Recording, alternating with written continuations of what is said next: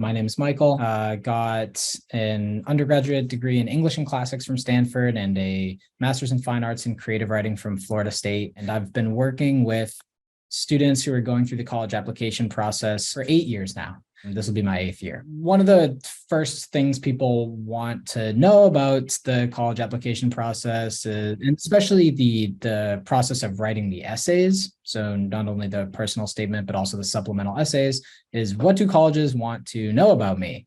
What should I be trying to accomplish in those essays? So here we've just listed a few of those key things that colleges want to know. And sometimes it surprises people to know that most of what colleges want to know, at least in those essays and in the parts of your application that go beyond just your resume, they don't have too much to do with what you've accomplished.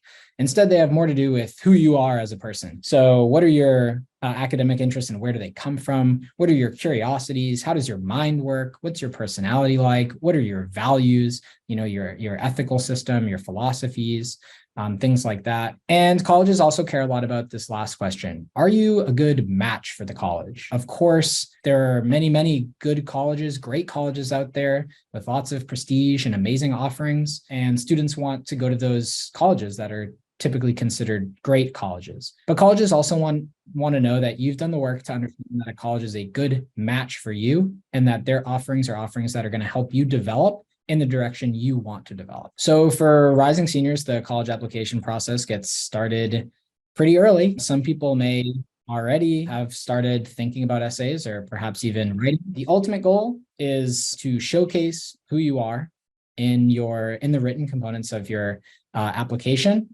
and to very quickly humanize yourself to admissions readers in not that much time. Because as we've noted here, you might only find your application in front of another person for about 5 minutes. And in those 5 minutes, you immediately have to bring yourself alive in your writing to whoever's reading and make them want to support you. Yeah, and those UC essays, for the UC schools, you get a lot of essays. You're writing 4 separate essays. And so they're really flying through those. So college application season, June to December, late May to December, it can get quite stressful, and students often underestimate exactly how much writing goes into the college application process, which is one reason we advise students to get started early. I certainly advise all of the students that I work with to start writing over the summer before their senior year, especially if, as is probably the case with most students on this call, especially if you're a pretty high achieving student who takes their classes seriously and will be taking a difficult senior course load.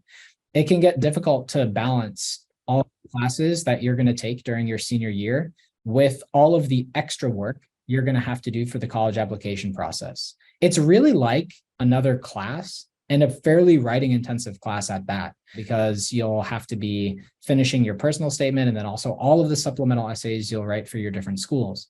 And of course, you'll be able to recycle some essays, more or less, use the same version of an essay for different schools. But a lot of thought goes into even thinking about how to tinker with an essay so that it's the right essay for the specific school you're applying to, and you're not just recycling some generic copy from school to school. So we advise students to get started writing early. And for me personally, I think the best timeline is that students should try to be done with their personal statement by the end of the summer before their senior year. So more funny, hopefully, cartoons here about the difficulty of that writing process. One of the things that's hardest to know for students is what to write about. And I think also how to write in this new genre. Most students are not taught to write personal essays in school, which basically that's the genre that you're writing in for all of the essays that you write for your college application process. So that's what we've noted here. It's a unique genre. Students aren't trained to do this in high school, and writing about yourself is difficult for anybody, let alone someone with very little experience in the relevant genre. So it becomes difficult for students to understand what are good essay topics here. There are a lot of rumors I find floating around on the internet and just sort of around high school campuses about what you should write about. There's this general feeling that some topics are good and other topics are bad, or that you need to write about X or Y or Z.